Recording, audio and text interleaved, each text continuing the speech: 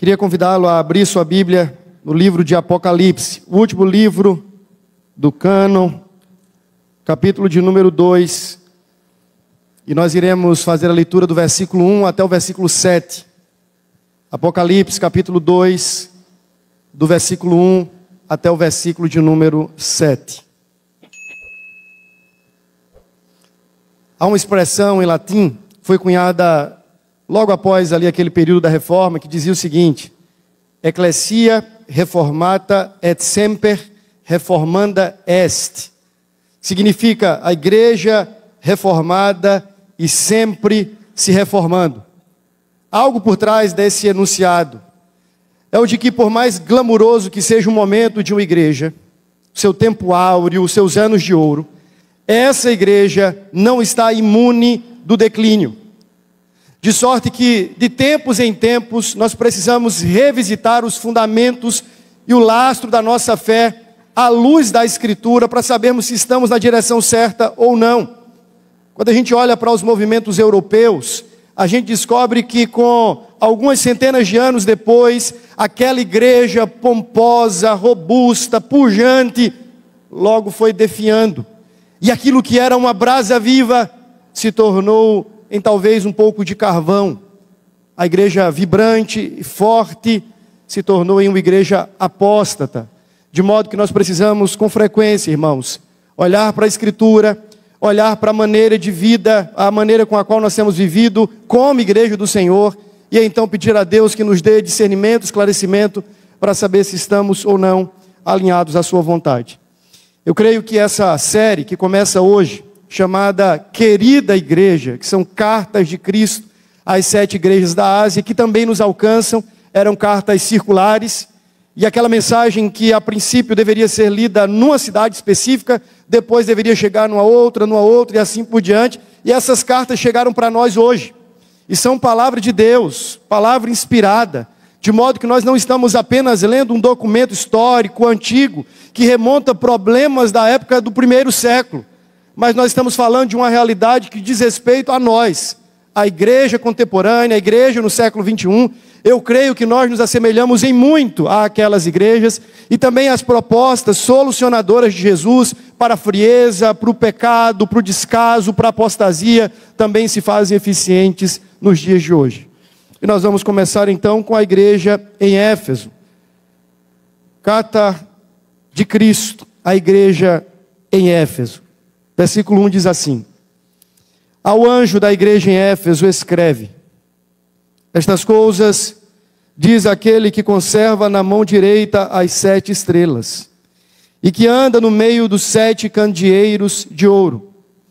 Conheço as tuas obras, tanto o teu labor como a tua perseverança, e que não pode suportar homens maus, e que puseste à prova os que a si mesmos se declaram apóstolos e não são, e os achaste mentirosos, e tens perseverança e suportaste provas por causa do meu nome, e não te deixaste esmorecer. Tenho, porém, contra ti que abandonaste o teu primeiro amor. Lembra-te, pois, de onde caíste, arrepende-te, e volta à prática das primeiras obras. E se não, venho a ti, e moverei do seu lugar o teu candeeiro, caso não te arrependas. Tens, contudo, a teu favor que odeias as obras dos nicolaítas, as quais eu também odeio. Quem tem ouvidos, ouça o que o Espírito diz às igrejas. Ao vencedor dar-lhe-ei que se alimente da árvore da vida, que se encontra no paraíso de Deus. Vamos ter mais uma palavra de oração. Meu irmão, vá até o Senhor nesse momento e peça para que Ele mesmo fale ao seu coração, para que a palavra viva do Senhor encontre no meu e no seu coração um lugar apropriado, e que à medida que Deus estiver falando, que nós nos rendamos em submissão à sua voz, discernindo todo o seu bom propósito para esta igreja nessa noite.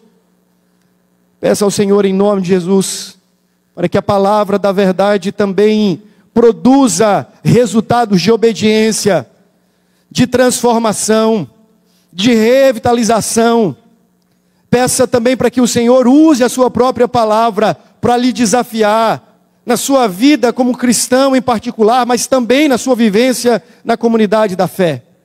Peça a Deus que manifeste a sua graça por meio da sua palavra. Senhor, nós estamos convictos de que a Bíblia é a palavra de Deus. Temos a plena certeza e nutrimos essa certeza com a fé de que não estamos diante de um livro qualquer.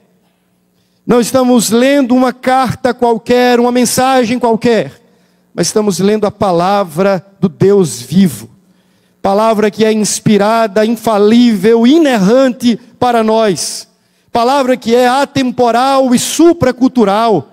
Palavra que falou a sua época, mas que fala a cada um de nós hoje, nessa noite, nesse lugar. E nós pedimos em nome de Jesus, que essa palavra produza efeitos santos e piedosos, e nos mova na direção do braço do Senhor, da vontade do Senhor. Inclina-nos, ó Deus, sobretudo a resistência do nosso coração. Somos pecadores, ó Deus, e certamente algumas coisas não ouviremos de bom grado, e por isso pedimos a operação do Espírito Santo, para que aquilo que aqui ouvirmos seja traduzido pelo Espírito em nossos corações, e que nos mude, e que nos molde, para a glória e honra do seu nome. Amém e amém. Eu quero começar lendo um parágrafo que diz respeito a um relatório do escritório holandês de planejamento. E eles estavam avaliando os movimentos sociais e culturais e chegaram às seguintes conclusões. Primeiro, estima-se que até 2020, estamos falando de alguns anos atrás, certamente isso foi acelerado com o advento da pandemia, até porque epidemias, guerras e pandemias tendem a, de alguma forma, acelerar alguns processos que estavam em andamento. Então é provável que esteja ainda pior. Que 72% da população, e ele está falando aqui em específico da população europeia, 72% da população não estará afiliada a religião ou igreja nenhuma. Uma fonte noticiosa da Alemanha diz o seguinte: um número cada vez maior de alemães procura na feitiçaria e no ocultismo o ânimo que antes encontravam na igreja, no trabalho e na família. Por todo o país, há igrejas que acabam fechando por falta de adeptos. A igreja protestante, agora eu me refiro ao Brasil também, de 1990 a 2012, esses dados precisam ser atualizados, mas foram fechadas somente nessa região do Ocidente cerca de 340 igrejas. E pasme, não foi por causa de perseguição religiosa, não foi porque o Estado Islâmico ou um governo absolutista, totalitarista, se colocou como uma força de resistência contra a igreja, mas foi por apostasia, por declínio, por abandono deliberado e consciente da fé e da palavra de Deus como palavra de Deus. Quando eu leio relatos e dados como este, o meu coração agoniza, porque nós estamos falando do continente através do qual Deus, por sua graça, moveu a fé e espalhou o cristianismo para o mundo inteiro. Meados do século XVI, até ali o final do século XVII ainda, nós vimos uma igreja crescente. Você deve lembrar, depois daquele período das trevas, a Idade Média, aprove ao Senhor, pela instrumentalidade do monge agostiniano e de outros que estavam à sua época, participando deste movimento de Deus, serem aquelas figuras através das quais um movimento de restauração, de purificação e de avivamento espiritual aconteceria. Isso se deu na Alemanha, na Suíça, depois migrou para a Inglaterra, chegando à América do Norte, a Nova Inglaterra, se espalhando em outras partes do mundo e alcançando inclusive o Brasil. Não sei se você se recorda, mas na segunda onda dos reformadores, os missionários que foram trazidos por Villegagnon para o Brasil, vieram de uma comitiva de Genebra. enviados pelo célebre João Calvino. Veja, ainda os efeitos daquilo que Deus estava fazendo na Europa chegaram no Brasil. Uma igreja missionária, comprometida com a santidade, com a Escritura. A Escritura não como um documento apenas histórico, mas a Escritura como palavra de Deus. Mas logo depois, falamos sobre isso hoje pela manhã, século XVIII, abriu-se então os porões da igreja para o que ficou conhecido como liberalismo teológico. E aquela igreja que era verde como flores numa primavera, começou a murchar. E o seu vigor começou a ceder. Então um inverno pesado se estabeleceu novamente no lastro da história da igreja. Começaram então a questionar se a Bíblia era realmente a palavra de Deus. Afinal de contas, foi naquele período de efervescência racionalista, da sua época do cientificismo moderno, toda a ciência ali quase que em ebulição, e dizia-se o seguinte: nós precisamos examinar todas as coisas pelas lentes da razão. Se isso aqui passa no crivo do laboratório, da ciência, da mente humana, então nós admitimos, se não, colocamos para fora. A partir de então, passou-se a acreditar que a Bíblia já não era mais a palavra de Deus, mas continha partes da palavra de Deus. O que era provável, cientificamente, razoavelmente, admitia-se, aquilo vem de Deus. Mas os milagres, os eventos sobrenaturais, o episódio da ressurreição de Cristo, a sua dupla natureza como homem, como Deus, todas estas coisas passaram a ser negadas. O que é que acontece? A igreja afunda de novo. Você tem uma outra crise espiritual que se instala na igreja da época. E aí Deus graciosamente traz outros avivamentos. Logo depois ali você tem os grandes despertamentos espirituais, capitaneados obviamente pela instrumentalidade de homens como Jonathan Edwards, John Wesley e tantos outros. E você tem uma renovação espiritual, depois declínio de novo, renovação, declínio. E parece que isso faz parte da história como um todo. Talvez tenha sido por essa razão que os reformadores disseram que a reforma não terminaria ali, mas que aquela reforma precisaria acontecer de novo, obviamente em outros moldes, com outros desafios, diante de outras necessidades, mas de novo, de novo, e de novo, e de novo. A igreja reformada, ela se conscientiza da sua necessidade de o tempo inteiro estar voltando às Escrituras, se reexaminando e talvez reconsertando, refazendo o caminho para seguir na direção da vontade de Deus. Por que eu estou falando tudo isso? Porque nós estamos 60 anos depois da plantação da famosa igreja de Éfeso. Veja, nem um século havia se passado, apenas 60 anos, pouco mais de uma geração. E aquela igreja, plantada por ninguém menos do que o apóstolo Paulo, o renomado e talvez o mais próspero plantador de igrejas que nós conhecemos, agora estava definhando. Como se não bastasse a presença e a passagem de Paulo ali, é importante que se destaque que Éfeso foi a cidade onde Paulo mais investiu tempo do seu ministério. Na sua terceira viagem missionária, ele fica em Éfeso 3 anos.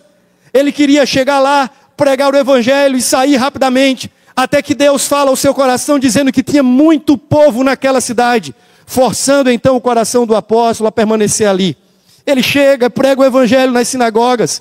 Depois ele vai para uma escola pública da cidade, a escola de Tirano. Ali ele continua pregando o evangelho. Muitas pessoas se convertem. Havia um culto ao imperador e a uma deusa chamada Diana. Havia um monumento na cidade de Éfeso àquela deusa, a deusa Diana, uma das 7 maravilhas do mundo antigo. Paulo começa a pregar, o culto a Diana começa a enfraquecer, o culto ao imperador começa a perder a frequência, os adeptos a toda aquela religião idólatra começam a cair. E o evangelho começa a prosperar em Éfeso. Não bastasse isso, Éfeso era um centro de ocultismo. Havia ali um comércio público a céu aberto, de relíquias, de relicários, de estatuetas e coisas dessa natureza. Livros de bruxaria são trazidos à praça pública e queimados, porque o evangelho chegara naquela cidade e todas as coisas estão sendo mudadas pelo poder de Deus. Um avivamento se estabelece. Os bruxos começam a entregar os seus livros. Os comerciantes de idolatria e de relíquias religiosas começam a fechar os seus comércios. Inclusive Paulo é mal visto. E agora querem perseguir aquele homem e colocá-lo para fora da cidade. Algo extraordinário está acontecendo. Deus está se movendo em Éfeso. O poder de Deus está se manifestando. Uma igreja está nascendo vibrante e pujante. 60 anos depois, Paulo já havia saído de Éfeso. Mas depois de Paulo, o pastor que o sucedeu, provavelmente, segundo a tradição, foi Timóteo, pupilo do apóstolo Paulo, muito bem treinado, versado nas letras espirituais, nas sagradas letras. Aquele filho de crente, que cresceu na igreja, que ouviu a escritura, que ouviu o evangelho desde pequeno, foi nutrido quanto à esperança no Salvador. Que coisa maravilhosa. Agora Timóteo é o pastor da igreja de Éfeso. A igreja continua avançando. Houve aquela transição, sucessão pastoral, e Éfeso está vibrante. Acreditam também que historicamente Apolo, o homem que é conhecido por sua eloquência, pastoreou a igreja de Éfeso. E para encerrar aquela carreira, pelo menos no seu momento dos primeiros anos, ainda da era apostólica, o último pastor apostólico de Éfeso foi João, o apóstolo João. Este que recebe de Cristo, como prisioneiro dele na ilha de Pátimos, uma visão para que escrevesse e enviasse às 7 igrejas da Ásia. A história conta que João chegou a ser solto, e ele retornou a Éfeso, e pregava ainda muito velhinho, trazido talvez por alguns dos seus sucessores apostólicos, para que pregasse os seus últimos sermões. Você percebe como essa igreja foi privilegiada? Plantada por Paulo. Pastoreio daquela igreja teve como as figuras icônicas Paulo, Timóteo, quem sabe Apolo, o apóstolo João. E agora, repito, 60 anos depois, se faz necessário uma carta de Cristo àquela igreja, dizendo: você caiu. Você caiu. Você abandonou o primeiro amor. Veja comigo, por gentileza, os versículos iniciais. Ao anjo da igreja em Éfeso escreve. Você percebe que essa carta, ela é dirigida à liderança daquela igreja. Há uma discussão, obviamente, teológica, sobre a figura desse anjo. Se seria o pastor, se seria a liderança, os presbíteros de Éfeso. Você deve lembrar que em Atos 20, quando o apóstolo Paulo está saindo, ele vai se despedir daquela igreja e daqueles presbíteros, e ele faz algumas asseverações e exortações, dizendo que depois da sua saída, chegariam no meio daquele grupo ali, lobos, devoradores, a fim de enganar o rebanho. Se era uma figura, ou se era o colegiado de pastores, representado no presbiterato daquela igreja, isso para nós não é de suma importância. Mas há um destaque: Cristo está responsabilizando a liderança, em alguma medida, pelo estado espiritual daquela igreja. A carta é endereçada ao líder ou aos líderes. Aqueles homens são chamados à responsabilidade pelo próprio Deus. Isso para nós nessa noite traz nos nossos ombros, sobretudo o conselho da igreja, os oficiais, diáconos, líderes em geral, uma responsabilidade maior. Quando a gente olha para o Antigo Testamento, parece que isso faz sentido. Porque geralmente quando os sacerdotes estavam de pé e eram fiéis a Deus, ou os reis e os profetas, o povo marchava na linha. Mas quando o sacerdote se afastava do Senhor, dos seus preceitos, dos seus juízos, quando os profetas abandonavam a verdade, quando os reis prevaricavam contra Deus, então o povo juntamente entrava em declínio. mostrando que há uma relação inseparável entre o estado espiritual da liderança e o estado espiritual da igreja. Nós não podemos esperar por uma igreja viva, avivada, santa e pura, no lugar onde líderes não são santos, puros e avivados. O Senhor começa conclamando o anjo, o líder, os pastores, os presbíteros, os diáconos, a liderança daquela igreja está recebendo do próprio Cristo uma mensagem de que a saúde espiritual da igreja era de responsabilidade deles. Esse é o novo sacerdócio. Nós temos uma responsabilidade espiritual que será cobrada por Cristo. Se eu for um pastor infiel, não é o conselho quem vai me punir, é Cristo que vai chamar a casa à ordem. Há uma responsabilidade que pesa sobre a liderança da igreja. E nós precisamos entender que Cristo está endereçando as suas palavras primeiramente ao anjo, à liderança. Mas o texto continua. Diz que aquele que está falando é o Cristo glorificado. No capítulo 1 nós não vamos ler, mas há uma descrição que João tem da visão de Cristo totalmente glorificado, não mais aquele homem sofrido que fora pendurado no madeiro. Eu fico imaginando agora, irmãos, a última visão do apóstolo João de Cristo, antes da ressurreição, obviamente, foi de um Cristo aparentemente vencido, com a sua face marcada pela dor, os seus olhos tomados pela angústia e pela agonia. É óbvio que depois Jesus ressuscita, passa cerca de 40 dias com os discípulos, e aparece para muitos. Mas veja, a imagem de João antes da ressurreição era essa. Agora, ele tem uma visão do Cristo que venceu. E ele está vestido de majestade e de glória. Se você observar, a partir do versículo 14, diz que ele tinha cabeça e cabelos brancos como a alva lã, como a neve.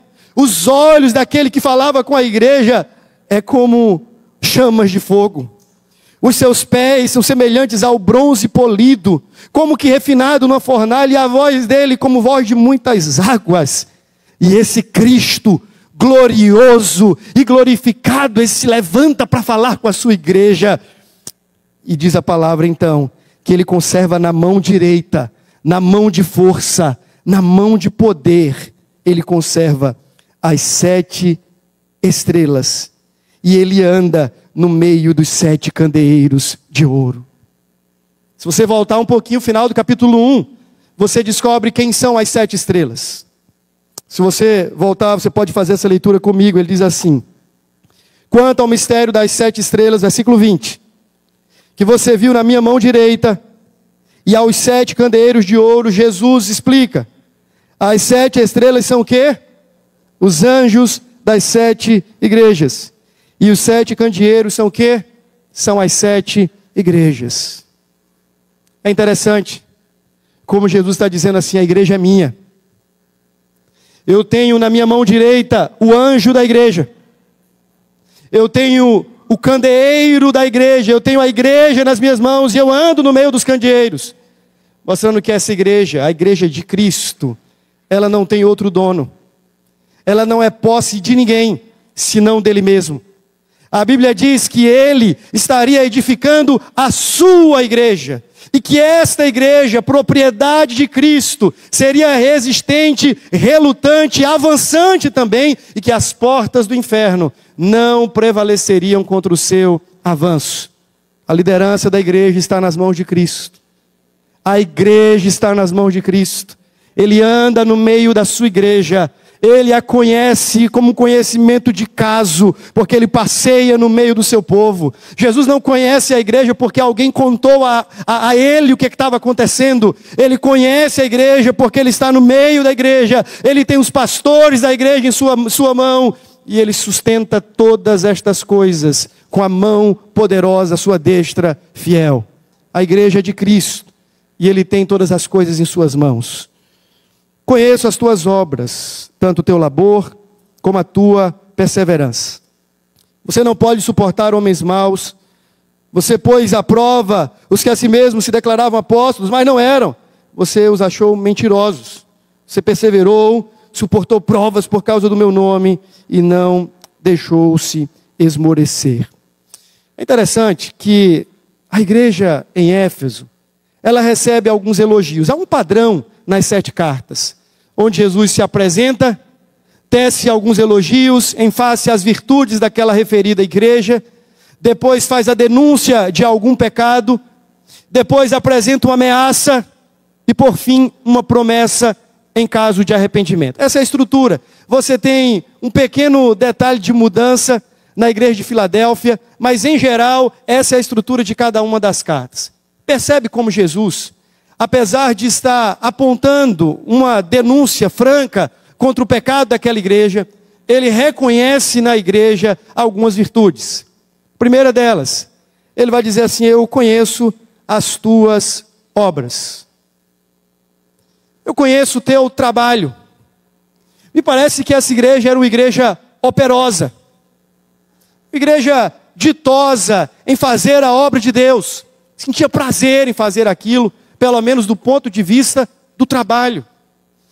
Alguém já disse, eu acho que foi John Stott, que aquela igreja era como uma colmeia, onde todo mundo trabalhava, era funcional, era operacional, as coisas caminhavam, os ministérios estavam avançando, tudo estava caminhando aparentemente como deveria acontecer. Ele conhecia as obras daquela igreja. Aquela igreja era uma igreja perseverante em meio às tribulações.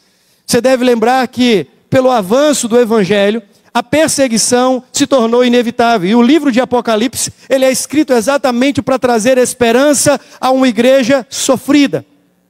Se existem 2 palavras que aparecem ao longo de todo o livro, é sofrimento e esperança. Uma igreja que padece, uma igreja que sofre, uma igreja que é atribulada, perseguida, ojeriza, mas uma igreja que vitoriosamente carrega a esperança de que Cristo venceu. E com Cristo Jesus, essa igreja também se acha vitoriosa.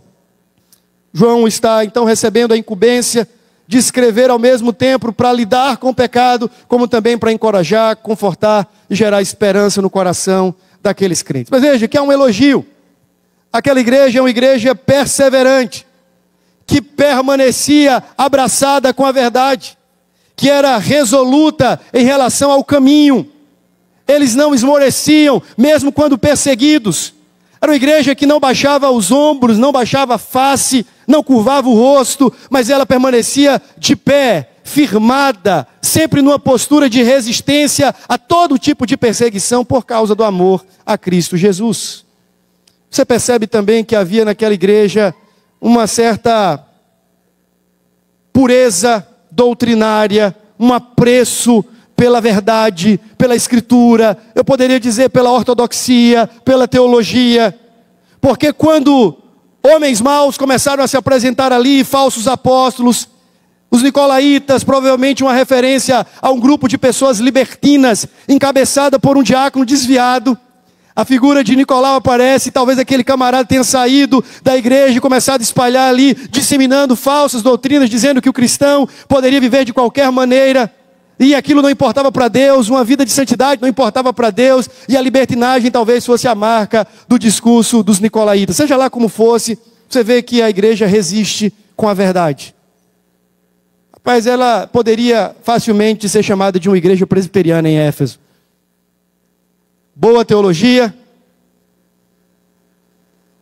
eles eram os guardiões da verdade, resistiam aos falsos ensinos, lutavam contra as heresias, pregavam talvez a escritura fielmente a cada semana, eram primorosos no serviço, no labor, no trabalho, engajados nos ministérios, resilientes nos dias maus, na perseguição.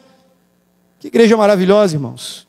Poderíamos parar por aqui e dizer assim: nós precisamos ser como a igreja de Éfeso. Mas o Senhor Jesus não para nos elogios. Logo na sequência vem uma advertência, e esse é o ponto central do sermão dessa noite. O versículo de número 4 diz assim: tenho, porém, contra ti, que abandonaste o teu primeiro amor. Tenho, porém, contra ti, que abandonaste o teu primeiro amor. O que é que Jesus está verdadeiramente denunciando aqui? Existem algumas possibilidades interpretativas. Alguns dizem que Jesus está falando daquele amor dos primeiros dias da conversão. Para um pouquinho e pensa como foram os primeiros dias, meses e talvez os primeiros anos logo após a sua conversão. Você deve recordar que foram aqueles momentos áureos, onde você queria ler a Bíblia e devorá-la o tanto quanto pudesse. Você não se limitava a ler os 3 capítulos por dia, a fim de cumprir aquele calendário da leitura anual. Quanto mais você conseguisse ler e ler de novo e aplicar a verdade ao seu coração, maior prazer havia na sua alma. Você deve lembrar o quanto você se dedicava aos encontros de oração, às vigílias, aqueles momentos maravilhosos, missionários, em que a igreja saía das 4 paredes, ia proclamar e testemunhar do Evangelho da Graça, perto ou longe, você estava ali, como uma brasa, com o coração inflamado, ardoroso, querendo mais de Cristo e servir mais a Cristo. E alguns dizem que o primeiro amor está relacionado a essa paixão inicial, essas primeiras chamas da conversão. Parece que isso não encontra sustentação à luz da narrativa da carta de uma maneira geral. Eu gosto de pensar que a ideia do primeiro amor tem a ver com aquilo que motivava o que a igreja fazia: amor a Deus. Acredito que a grande denúncia, isso para mim é o que é mais complexo de ser entendido na prática, mas a gente passa por isso também. É como se Jesus estivesse denunciando o seguinte: olha, vocês fazem tudo o que vocês fazem divorciados do amor a Deus, e deste amor que em Deus se derrama no meio da comunidade, se tornando uma marca dentre vocês. Eu fiz umas poucas anotações, agora, já no final da tarde, quando eu estava pensando sobre isso. E eu escrevi o seguinte: segundo o texto que nós temos em mãos, é possível a uma igreja manter-se fiel à verdade, comprometida com o trabalho, perseverante na fé, e ainda assim desviada do amor. É possível a uma igreja manter-se fiel à verdade, comprometida com o trabalho, perseverante na fé, e ainda assim desviada do amor. Me parece que esse é o cerne da denúncia de Cristo. O amor primeiro, o amor maior, não é aquilo que orquestra tudo que vocês fazem. Vocês amam a verdade pela verdade, mas vocês não amam a verdade pela verdade, vocês não amam outros e vocês não amam a Deus. Não é em amor a Deus, às vezes é aquele preciosismo. Vocês têm a verdade nas mãos, nós temos a boa teologia, nós somos uma igreja reformada, brigamos com todos e com tudo em nome disso, das nossas confissões, dos nossos símbolos de fé, da nossa tradição, mas somos vazios de amor a Deus, de deleite em Deus, de devoção a Deus. É como se Jesus estivesse dizendo assim: eu sei que vocês são resistentes à perseguição e à provação, mas o que tem motivado o coração de vocês a isso? E parece que aquela igreja era deficiente no amor. Isso parece encontrar lastro na Bíblia, porque em 1 Coríntios capítulo 13, texto que geralmente é utilizado para falar sobre casamento e coisas dessa natureza, e o texto não se propõe a falar sobre absolutamente nada disso. Qual é o ponto de 1 Coríntios capítulo 13? Lembra o que acontecia na igreja de Corinto?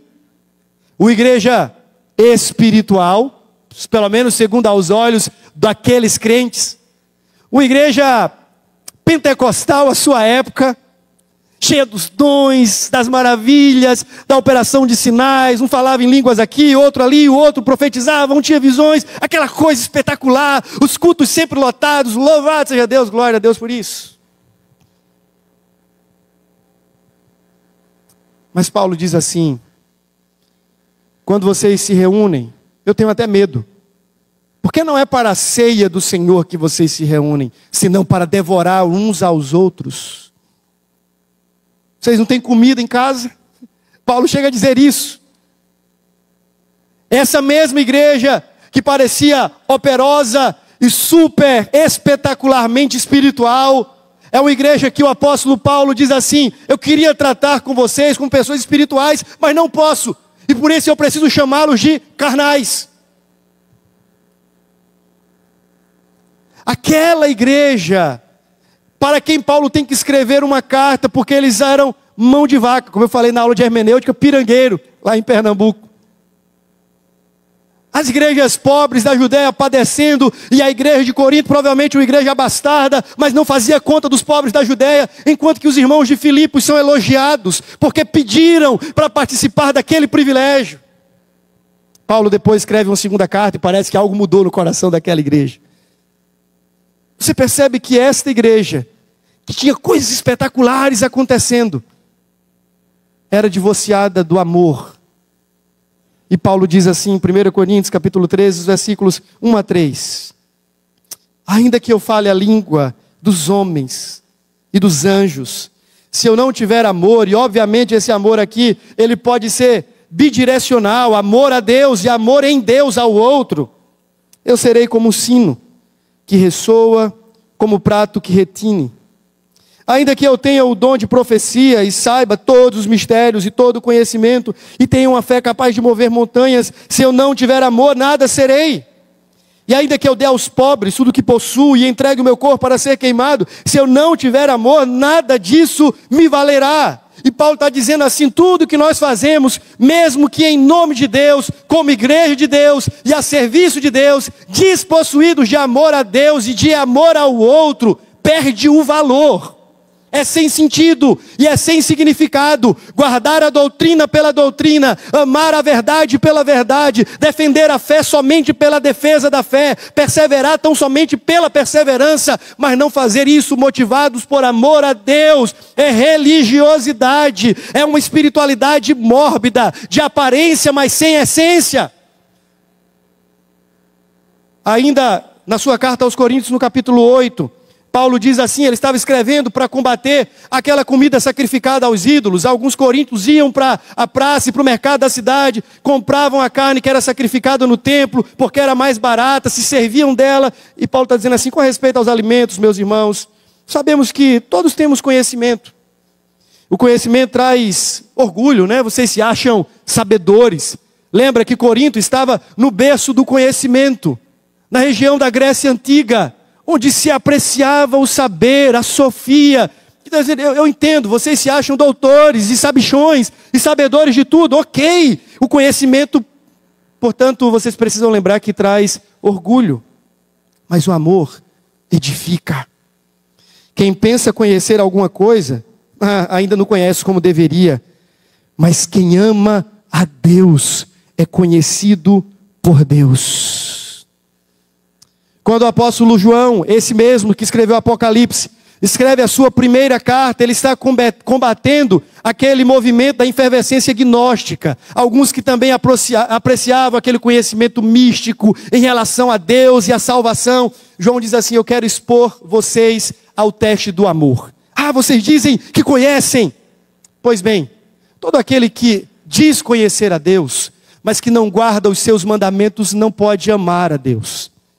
Todo aquele que diz assim: olha, eu amo a Deus, mas eu não amo o meu irmão, João diz assim: vocês estão reprovados, porque como é que eu posso dizer que amo a Deus a quem não vejo, se eu não posso amar ao meu irmão que está diante de mim? Então o apóstolo João coloca à prova aqueles crentes que em nome de um conhecimento místico se desviavam da verdade essencial do Evangelho, que é o amor.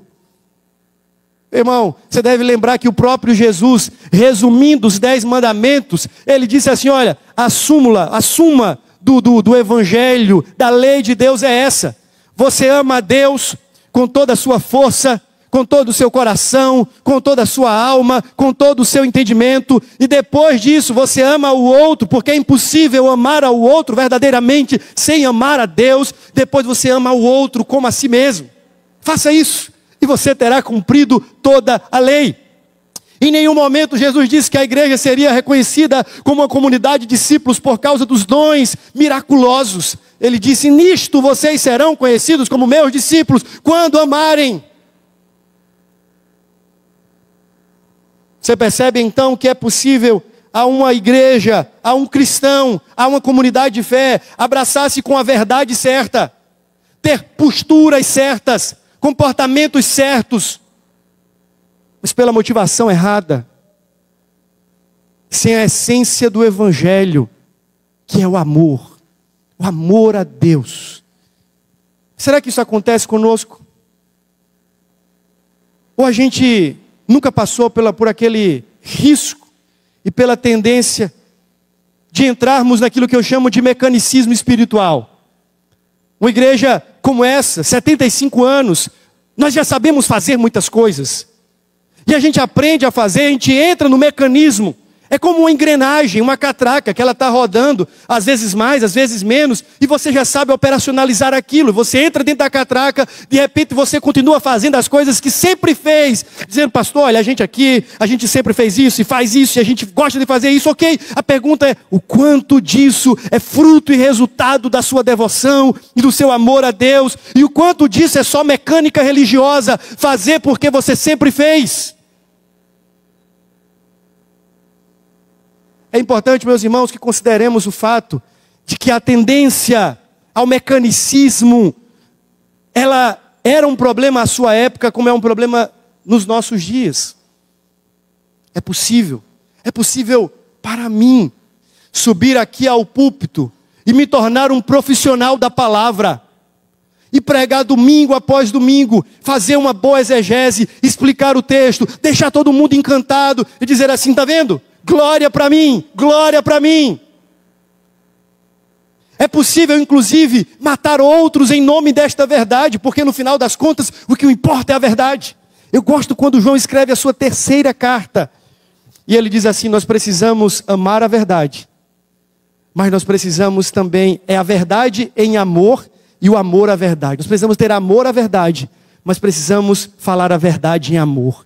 E João coloca amor e verdade como um binômio, assim, que não dá para separar. Se a gente abraça somente a verdade, vira legalismo, a gente fica truculento. É como se a gente tivesse que olhar para o Evangelho como uma sequência de regras, dizendo assim, faça, faça, faça, e não faça, não faça, não faça, então você vai ser um bom crente.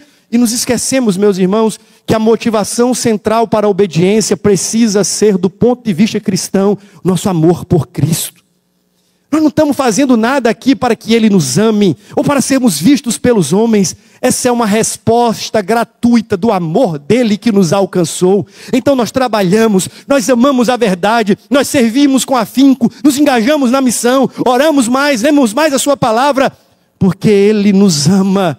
E nós o amamos, e nós desejamos conhecê-lo mais e servi-lo mais, não porque entramos dentro de uma mecânica onde essas coisas acontecem, mas porque o nosso amor por Cristo, resultado do amor dele por nós, nos constrange a fazê-lo. A motivação é diferente. Nós passamos a fazer tecnicamente as mesmas coisas, mas com um revestimento novo, com a motivação nova, com a intenção nova, com uma disposição de coração renovada. É a mesma verdade, é a mesma palavra, é a mesma perseverança, mas com um amor renovado no coração. Veja que em nenhum momento Jesus está dizendo assim, olha, eu preciso que vocês descubram uma outra teologia, façam um outro trabalho. Não, eu quero que vocês voltem àquelas primeiras obras, motivados pelo primeiro amor. As mesmas coisas, mas com um amor renovado. As primeiras obras, o primeiro encanto, motivado pelo primeiro amor.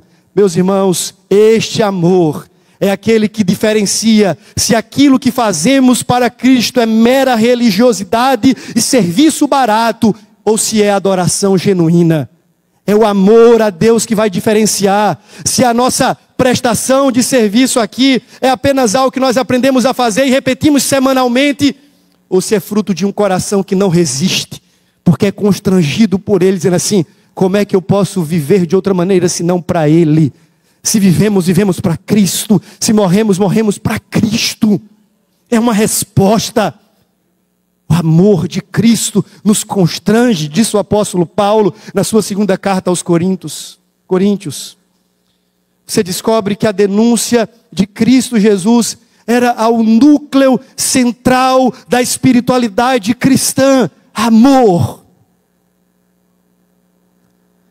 Você deve lembrar, e o texto fala de falsos mestres. Mateus capítulo 7 discorre sobre alguns que chegarão diante de Cristo e dirão assim: Senhor, em teu nome nós curamos. Senhor, em teu nome expelimos demônios. Senhor, e aí eu vou parafrasear, em teu nome batizamos. Em teu nome evangelizamos.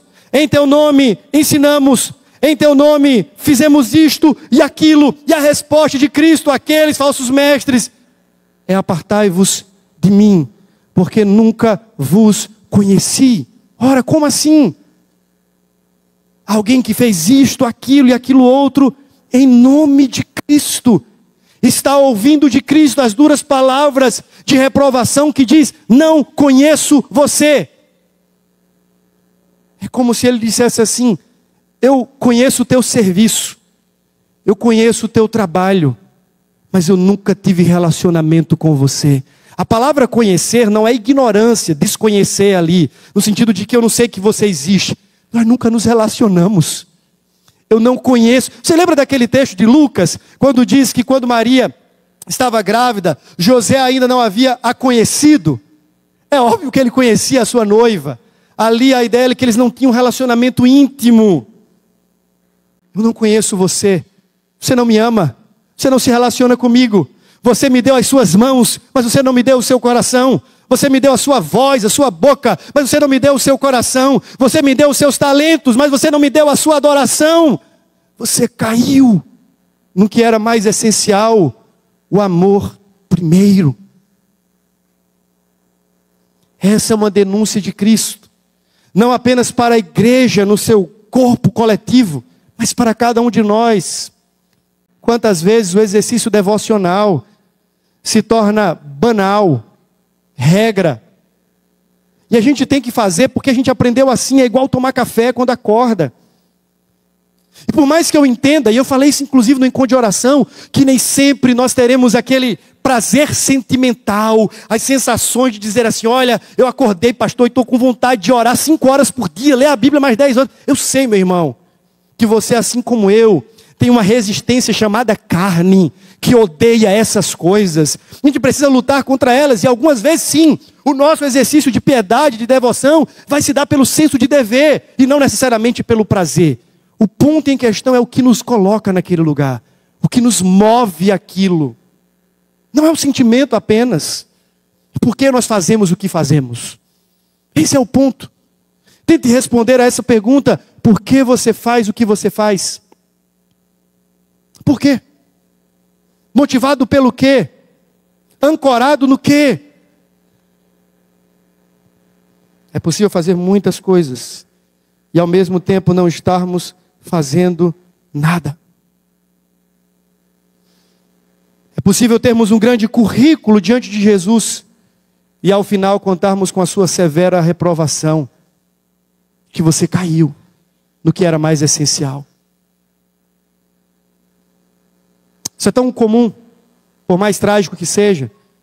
E aqui eu sei que pode existir alguns casamentos onde as pessoas estão casadas, mas elas não amam mais. Os atos e os serviços não são movidos pelo amor, mas meramente pelo dever. Eles convivem debaixo do mesmo teto, sentam na mesma mesa, dividem o mesmo orçamento, quando o fazem, mas não mais motivado pelo amor. Será que não é possível isso acontecer aqui também? Estarmos debaixo do mesmo teto, servindo na mesma congregação, participando dos mesmos cultos, atuantes nos mesmos ministérios, fazendo isto, aquilo e aquilo outro, desviados do amor. O Senhor Jesus, Ele faz 3 coisas maravilhosas. Primeiro, Ele enaltece, como eu falei, aquilo que deve ser mantido e preservado. Ele tece elogios, dizendo: continuem fazendo isso. Depois Ele adverte o que precisa ser abandonado e mudado, a frieza em relação ao amor. E por fim, Ele exorta o que necessita ser recuperado e recomeçado. E Ele dá um caminho para isso. Veja, a partir do versículo 5, existe um caminho de Cristo para a restauração deste amor primeiro em nosso coração. E Ele usa aqui 3 verbos. O primeiro deles é lembra-te. Vamos ler juntos o versículo de número 5, por gentileza. Lembra-te.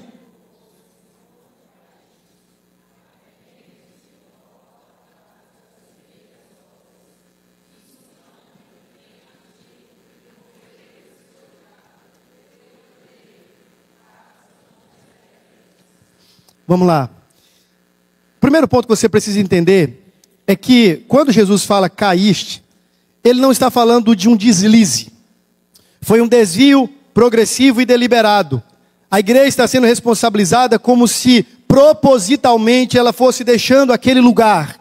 Ela caiu de uma posição, de um lugar específico, mas aquilo não foi acidental, foi proposital. Eles caíram e aquilo é pecado. E agora qual é o caminho? Lembre-se de onde caiu. É interessante que na língua original, o verbo lembrar aqui, ele carrega uma força ativa no presente, que eu já falei aqui em outra ocasião, denota continuidade. Arrependam-se, continuem se arrependendo. Façam isso hoje, exatamente agora. É uma ordem para manter a mente ativa, consciente do dever de estar lembrado. É aquela consciência que eu começo a pensar sobre. E eu queria que você fizesse esse exercício agora. Lideranças, membresia, convidados. Faça um exercício agora. Onde é que você já esteve? E onde você está? O quanto do amor e da devoção, da fraternidade, já foi algo assim muito precioso para você, mas que agora você se vê resistente, talvez, porque ao longo da sua caminhada você foi ferido tantas vezes, quebrado, e agora você é alguém que quer manter distância do amor ao outro, distância até mesmo da própria devoção, de uma vida mais engajada. Queria que você fizesse agora um exercício de memória. Como é que está a sua devoção hoje?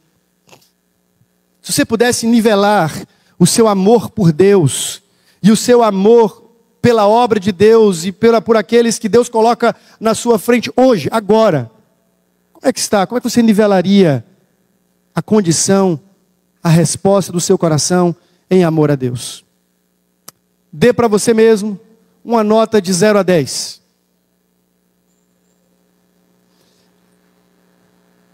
Agora tente puxar na sua memória algum outro período que você entende como período precioso.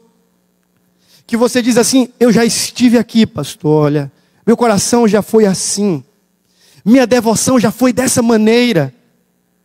Jesus está fazendo um chamado à ponderação, a um exercício mental. Lembre-se, onde você esteve, onde você está. Qual foi a temperatura do seu coração em um outro momento?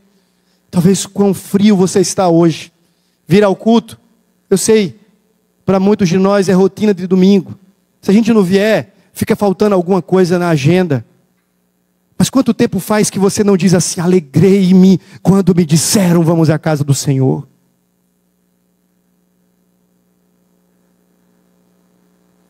Quanto tempo faz? Lembre-se.